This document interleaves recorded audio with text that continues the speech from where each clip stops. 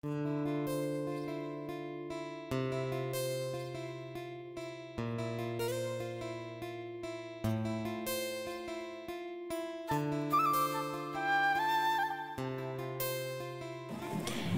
বন্ধুরা, শুভ সকাল। তোমরা সবাই কেমন আছো? আশা করছি সবাই খুব ভালো আছো।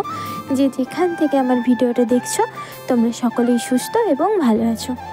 আমি সোমা, আমার এই ছোট্ট পরিবারে তোমাদের অনেক ভালোবাসা আর অনেক স্বাগত জানিয়ে আজকের ব্লগটাও আমি স্টার্ট করলাম। দেখো বন্ধুরা, আজকে এতটা পরিমাণে দেরি হয়ে গেছিলো যে সেই কারণে একদম রান্না অর্ধেক বসিয়েই দিয়েছিলাম, ভাতও নামিয়ে নিয়েছিলাম। আর বাড়ির সব কাজ তো প্রতিদিন থেকেই থাকে, তো সেগুলোও কিন্তু অফ ক্যামেরাতেই সেরে নিয়েছিলাম। দেখো এখানে শুধু আমি এই যে একটু টক বানাবো। আজকে কিন্তু বৃহস্পতিবার ছিল, আর বৃহস্পতিবারের ব্লগটাই তোমাদের সাথে শেয়ার করছি। তো সেই কারণে দেখো, বৃহস্পতিবার মানেই একটু টক তো বানাতেই হয়, তাই না বলো? তো সেই কারণে এই যে এখানে একটু নিরামিষ টক বানিয়ে নিয়েছিলাম আমি। এই যেমন ফুলকপি, মূলো, তারপর ওই কচু, আর এই যে বড়াগুলো দেখছো, এগুলো শুধু বেসন দিয়ে আর একটু সামান্য কালো জিরে দিয়ে আমি ভেজে নিয়েছিলাম, যাতে করে আজকে পেঁয়াজ কিছু দেওয়া হবে না, তো সেই কারণে। আর টমেটোটা কিন্তু পেস্ট করে নিয়েছিলাম, তো সেই কারণে দেখো এটা পুরো টমেটোর কালারটা চলে এসছে। তার মধ্যে যা সব দেয় তো সেগুলো দিয়েছিলাম, তো তাতে করে টকটা কিন্তু বেশ পুরো মতোও হয় আর খেতেও কিন্তু খুব টেস্টি হয়। আর তারপরে এই যে দেখো বেগুন ভাজা করে নিয়েছিলাম। আর এই শীতের দিন বেগুন ভাজা তো প্রতিদিন হয়েই থাকে, আর বেগুন ভাজা খেতে তো সবারই ভালোবাসে আমাদের বাড়ির, তো সেই কারণে। আর দেখো এখানে বেগুনগুলো ভেজে নিয়েছিলাম, আর ভাত ডাল এগুলো আমি একটু অফ ক্যামেরাতে করে নিয়েছিলাম, বললাম তোমাদেরকে। তো দেখো আমি তোমাদের একটু পরে দেখাবো যে আজকে টোটাল মেনুটা কী। আর বিশেষ করে আজকে একটা বিশেষ কোথাও যদি যাওয়ার থাকে না বন্ধুরা, নিজের জন্য যদি একটু সময় বের করার থাকে, তখন কিন্তু নিজেকেই সেই সময়টা বের করে নিতে হবে। কেউ তোমার সময়টা কিন্তু করে দেবে না। তো সেই কারণে আজকে সব কাজই করে নিয়েছিলাম। আর আজকে ছেলেকে নিয়ে একটু বেড়াবো ভাবছি, সময় হচ্ছে না কোনো দিনই। ওর বাবার তো সময় হচ্ছেই না, কাজ থেকে আসতে আসতেই প্রায় ছোটো দিনের বেলা, কাজ থেকে আসতে আসতেই প্রায় 3:30 পৌনে 4টে মতন বেজে যাচ্ছে। তারপরে স্নান আছে, নিজের খাওয়া আছে, তো সেই কারণে আবার তো সন্ধ্যের দিকে একটু নিজেও বেরোবে। আর ছেলে এই যে কদিন থেকেই ঝোঁক করছিল, এই যে ওকে ফোন এই যে আমার টোটাল মেনুটা তোমাদের দেখিয়ে দিলাম, দেখতে পেলে। আর এখানে দেখো সবজিগুলো কাটা বানানো আছে, ওগুলো কিন্তু এখন আমি পরিষ্কার করে নেব। তো দেখো আমার কিন্তু কথা বলাটা একটু আগে হয়ে গেল। যাই হোক, এই যে আমি এখানে ক্যামেরাটা রেখেছিলাম, যেখানে যে ক্যামেরাটা কিন্তু ঠিক সেট হয়নি। আসলে আমাদের রুমটা তো খুব ছোট, ক্যামেরা ঠিক রাখার জায়গা নেই, তো সেই কারণে দেখো বিছানাটা আমি এখানে তুলছিলাম। ওই দরজার যে আলোটা, জানলার সেই আলোটা কিন্তু একদম এদিক হয়ে আসছিলো, ঠিক পরিষ্কার হয়নি ভিডিওটা। যাই হোক, তোমরা একটু অ্যাডজাস্ট করে নিও প্লিজ। আর দেখো বিছানাটা তুলে নিচ্ছিলাম। আজকে রান্না টান্না সেরে একদম বিছানাটা, সিদ্ধার্থ অনেকক্ষণ ঘুমিয়েছে, তো সেই কারণে কিন্তু আমার বিছানাটা তোলা হয়নি তখন, তো সেই কারণে বিছানাটা এই যে পরিষ্কার করে নেব। আর তোমাদের যে কথা বলতে বলতে বলা হলো না, ওটা হলো যে সিদ্ধার্থ কিন্তু এই 2 দিন থেকেই ঝোঁক নিয়েছিল যে ও একটু পার্কে যেতে চায়। আর পার্কে যেতে কার না ভালো লাগে বলো, কোন বাচ্চার না ভালো লাগে বলো? আর আমার সময়ই হচ্ছে না, এই তো একে ছোটো দিনের বেলা, তারপর আবার এই দোকানের কাজ, ঘরের রান্না বান্না, অর্ধেকটা সময় যেন রান্নাঘরেই পেরিয়ে যাচ্ছে, তো সেই কারণে আর যাওয়া হচ্ছে না। আর সিদ্ধার্থর পাপাকেও আমি 2 দিন আগেও বলেছিলাম যে একটু চলো ছেলেটাকে পার্কে নিয়ে ঘুরিয়ে নিয়ে আসি, তো কিন্তু বলেছিল সময় হচ্ছে না, সময় করে যাব।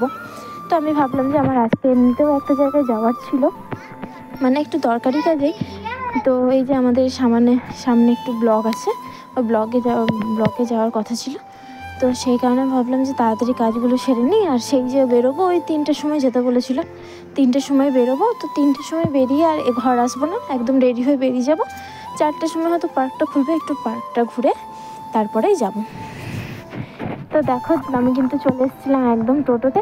আর তারপরে একটু পাড়া দিকে গেছিলাম আমার বাপের বাড়ির। তো দেখো এই মন্দিরটা কিন্তু আমার মায়ের বাড়ির ওখানের মন্দিরটা যখন ছোট্ট ছিলাম না একদম, তখন কিন্তু একদম ভাঙা চোরা ছিল, ওই মন্দিরটাতে আমরা সবাই লুকাচুরি খেলতাম। আর এখন দেখো মন্দিরটা কত সুন্দর বানিয়েছে, ওটাই আমি আমার দিদির মেয়েটাও গেছিলো আমার সাথে, তো ওটাই আমি কিন্তু ওকে বলছিলাম যে, আর এই যে দেখো আমাদের ত্রিনয়নী লজটা, এখানে একটা অনুষ্ঠান চলছিল, ওটাও তোমাদের সাথে একটু শেয়ার করে নিলাম।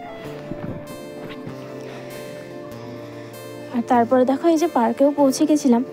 আর পার্কে পৌঁছে এই যে টিকিট করে নিচ্ছিলাম।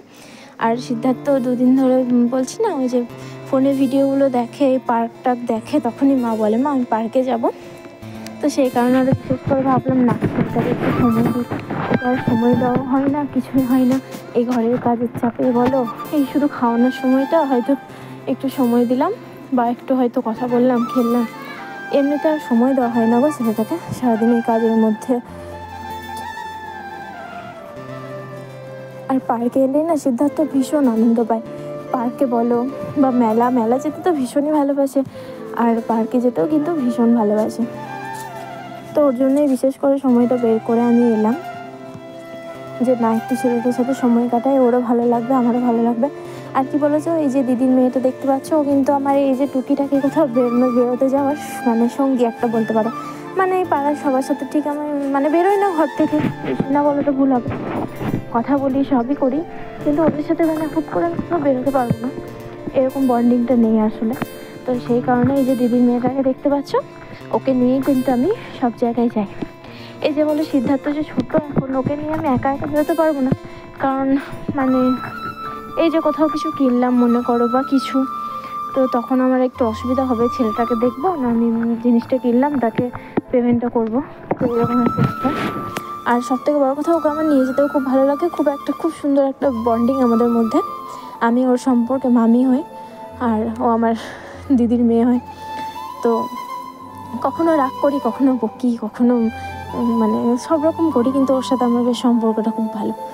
আর এই যে দেখতে পাচ্ছ, ও এই যে পার্কে এসে এই যে খেলা করছে, আর আমি তো এই বড় জিনিসগুলোতে উঠতে পারবো না বলো, তো সেই কারণে ও বেশ নিয়ে খেলা করছিল সিদ্ধার্থকে। আর এই যে দেখো, প্রথমে সিদ্ধার্থ কিন্তু প্রচণ্ডই ভয় পাচ্ছিল, আর তারপরে কিন্তু ও নিজেই উঠতে লাগলো। মানে এইরকম জিনিসগুলো তো ভয় পাচ্ছিলো, আবার যে সিঁড়ির মতো হয়ে আসছে না, ওগুলোতে বেশ ও নিজে চেপে যাচ্ছে, কারণ এই সিঁড়িতে ওঠাতে বেশ অভ্যাস হয়ে গেছে ওর, তো সেই কারণে। এই যে দেখো, আর কিন্তু ভয় পাচ্ছে না। তো চলো আমি পার্কটা ঘুরছি, আর তোমাদেরকেও একটু পার্কটা ঘুরে দেখাই।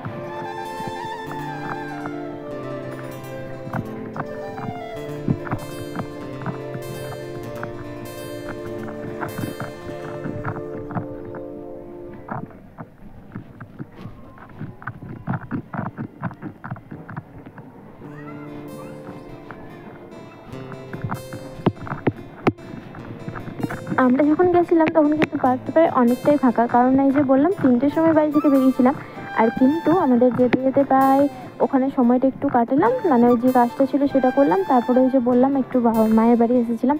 মায়ের বাড়ি বলতে আমার মায়ের বাড়িতে, তার মানে যেখানে আমি থাকতাম ওখানে তো এখন তালা মারা, আর আমি এখানে মায়ের বাড়ি এলে আমার মামির বাড়িতে উঠি, তো সেখানে একটু দেখা করে নিলাম যে কী করবো এতটা সময়, প্রায় 1 ঘন্টা মতন ওখানে গিয়ে তো বসে থাকতেই হবে। তো সেই থেকে আমি একটু ভাবলাম যে মামিদের বাড়িতে একটু দেখা করে নিই, একটু বসবো, তো তারপরে আবার পার্কে যাব। তো সেই কারণে ওখানে যাওয়া ছিল, আর দিদির সাথে দেখা হলো, আর দিদির ছোট্ট মেয়েটা ছিল, আর দিদির বড় মেয়েটা কিন্তু পরীক্ষা দিতে গিয়েছিলো, তার মধ্যে সামনে ক্যামেরাটা আনতে পারিনি, আর ওখানে ঘরটাতে যাওয়াটাও ক্যামেরা অন করতে পারিনি, একদম ভুলে গেছি। ওই যে কাছের মানুষের সাথে দেখা হলে যাওয়া হয়, আর মামি ছিল, মামির সাথে অনেকদিন পর দেখা হলো, তো একটু কথা বলে নিয়েছিলাম, আর তারপরে আবারও পার্কের জন্য বেরিয়ে পড়েছিলাম। আর দেখো এই যে সিদ্ধার্থ খেলতে কিন্তু মনেই ছিল না, অনেকটা সন্ধ্যা হয়ে গেছে, আর অনেকটা সময়ই ছিলাম, তো ওকে সোয়েটার কিন্তু পরানো হয়নি, আর এই যে দেখো একটা উলি কোটের জামা নিয়ে এসেছিলাম, ওটাই কিন্তু পরালাম।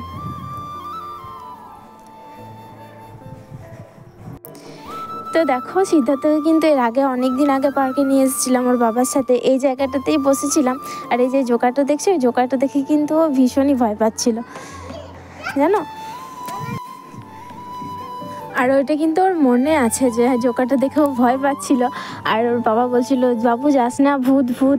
তো দেখো মজার ব্যাপার, আমি ওই জায়গাটা দেখেছি, তখন সিদ্ধার্থ কিন্তু আমাকেও বলছে মা তুমি বলো যে ভূত ভূত ভূত, কীরকম একটা অবস্থা, মানে ওর মানে কি বলো তো, সিদ্ধার্থ ওর সব কথা মনে থাকে।